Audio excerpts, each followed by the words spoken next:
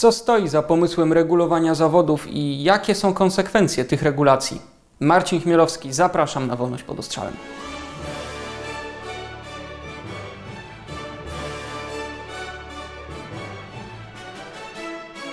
Rynek nie jest narzędziem doskonałym, ale jednocześnie jest najlepszym z tych narzędzi, które mamy. Wszystkie pomysły poprawiania rynku zawsze nas coś kosztują. Każda regulacja coś nas kosztuje, nas jako społeczeństwo. Pytanie tylko brzmi, czy te pieniądze powinniśmy w takim razie wydawać na doskonalenie wolnego rynku i czy to jest w ogóle możliwe, a czy może moglibyśmy je spożytkować na coś innego? Regulacje zawodowe to zjawisko wielopłaszczyznowe. Mogą one przybierać różne formy. Od przymusu uczestniczenia w jakimś samorządzie zawodowym poprzez zdawanie dodatkowych egzaminów, uzyskiwanie specjalnych certyfikatów, do choćby odbycia określonych staży. Te dodatkowe bariery pomiędzy chętnym do wykonywania danego zawodu, a możliwością jego wykonywania są pilnie strzeżone przez tych, którzy dany zawód już wykonują. Im przecież nie opłaca się wpuszczać nikogo nowego na swój teren. Więcej osób wykonujących dany zawód to mniejsze wpływy do kasy, konkurencja i potrzeba doskonalenia się, aby nie wypaść z rynku. A komu chciałoby się to wszystko robić? Przecież wystarczy ograniczyć dostęp do rynku młodym i ambitnym. Prawo zawsze działa w czyimś interesie. Musimy się tylko zastanowić nad jedną rzeczą. Czy działa ono w interesie mniejszości, czy w interesie większości? Zwolennicy zawodów regulowanych podnosili i podnoszą argument, jakoby regulacja zawodów była w interesie nas wszystkich, w interesie większości. Ale czy to jest prawda? Regulacja zawodów zawsze jest w czyimś interesie. Oczywiście ci, którzy ją wprowadzają, krzyczą, że to w interesie ogółu i całego społeczeństwa, a tak naprawdę to jest w interesie tych, którzy mają dostęp do zawodu regulowanego. Tak przez lata całe było w obszarze zawodów prawniczych. Adwokat, radca prawny, doradca podatkowy w pewnym momencie. Natomiast im więcej radców podatkowych pojawiło się na rynku, tym była większa konkurencja z adwokatami. Jak się pojawili doradcy podatkowi, którzy mogli występować przed sądami administracyjnymi, tym pojawiła się większa konkurencja na rynku usług finansowych, doradztwa podatkowego. To spowodowało po pierwsze podwyższenie jakości usług, a po drugie spadek ich ceny. Więc generalnie im mniej zawodów, które wymagają szczególnych wymogów, tym lepiej dla całego rynku. Bo te wymogi dyktowane przez państwo zazwyczaj są dyktowane pod naciskiem jakiegoś lobby zawodowego, czyli w interesie tego lobby zawodowego. Czy naprawdę potrzebujemy aż tylu zawodów regulowanych? No to jest dobre pytanie. Po 2 transzach deregulacyjnych trochę się już zmieniło, ale nadal jesteśmy w mało zaszczytnej czołówce unijnej państw o największej ilości regulacji na rynku pracy. Czy to jest dobre? Komu to służy? Panie pośle, w jaki sposób wyglądał rynek pracy w Polsce przed deregulacją? Jak wygląda teraz? Co udało się zmienić? Udało się otworzyć już w chwili obecnej 140 zawodów regulowanych, z tych 380 zawodów, które były regulowane zanim startowaliśmy. Zaczęło się od raportu, który przygotowałem z kolegami w Fundacji Republikańskiej. Ten raport razem z zespołem ludzi, którzy nad nim pracowali, został przejęty przez Mirosława Gowina. Donald Tusk obiecał w exposé, że zmniejszy liczbę tych zawodów regulowanych o połowę. Niestety urobek jest dużo mniejszy, niemniej jednak dzięki prawie 40 moim poprawkom, które zostały przyjęte przy pracy nad pierwszą ustawą deregulacyjną, całkowicie udało się otworzyć takie zawody jak pośrednik obrotu nieruchomości, zarządca nieruchomości.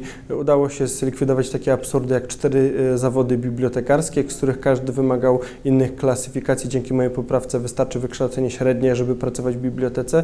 Było wiele sukcesów, niemniej jednak podczas prac nad kolejną, już 3. ustawą deregulacyjną widać, że są pomysły rządu, by przy tej okazji deregulować, przeregulować. Nie zawsze w dobrą stronę idą poprawki, które wychodzą z ministerstwa.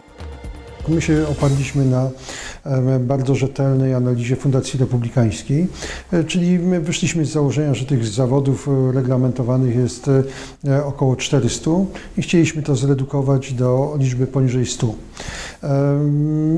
Opory były gigantyczne. Opór był wewnątrz ministerstwa, to było najłatwiej przełamać. Opór był we wszystkich pozostałych ministerstwach, zwłaszcza na szczeblu urzędników takich średnich, prawda, na szczeblu dyrektorów. No i wreszcie był gigantyczny opór ze strony samych korporacji zawodowych. Ja dobrałem sobie młodych ludzi, czasami żartowałem, że tylko dlatego udaje nam się to przeprowadzić, że oni są tak młodzi, że nie zdają sobie sprawy z tego, jak potężnym grupom interesów się narażają. Ale oni pracowali od świtu do nocy, byli nieugięci, byli nieustraszeni. Jeszcze dopóki ja byłem, za moich czasów udało się wypuścić do Sejmu, a też po ogromnych oporach ze strony kancelarii premiera, która pół roku przetrzymała tę pierwszą ustawę, ale udało się tę ustawę w końcu wypuścić. Dzisiaj otwarty jest dostęp do pierwszych 50 zawodów.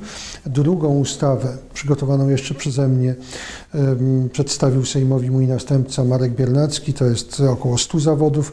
Trzecia transza deregulacyjna trafiła do Sejmu niedawno. Deregulacja zawodów w Polsce najbardziej oprotestowana była przez tych, którzy już pracują w zawodach uregulowanych.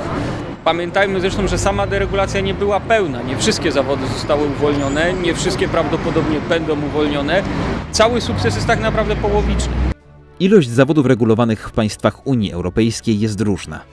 Oczywiście nie możemy się porównywać z najmniej regulującą tę kwestię Estonią. Ale nawet w porównaniu z dużo bardziej zetatyzowanymi gospodarkami starej Europy wypadliśmy niczym relikt poprzedniej epoki, która przecież miała się skończyć w 1989 roku. Przez 20 kilka lat dorobiliśmy się kilkuset zawodów regulowanych w Polsce. Niesamowite?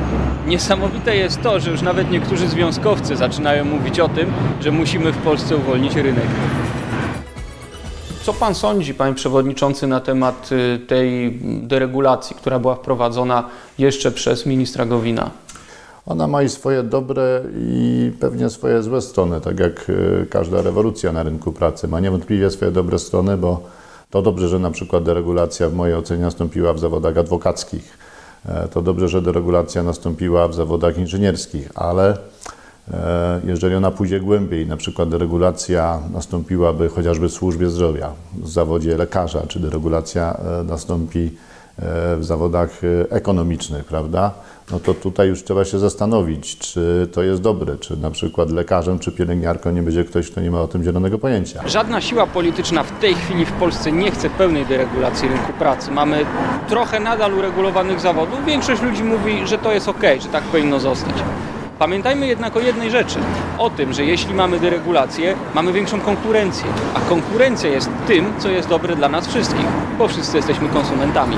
Konkurencja łagodzi obyczaje. Wolny rynek wymaga konkurencji, prawda? Wolny rynek jest oparty na wolnej wymianie, czyli dwie strony robią coś, co równocześnie chcą zrobić. Nikt ich do tego nie przymusza, nikt im nie zakazuje zrobienia czegoś innego.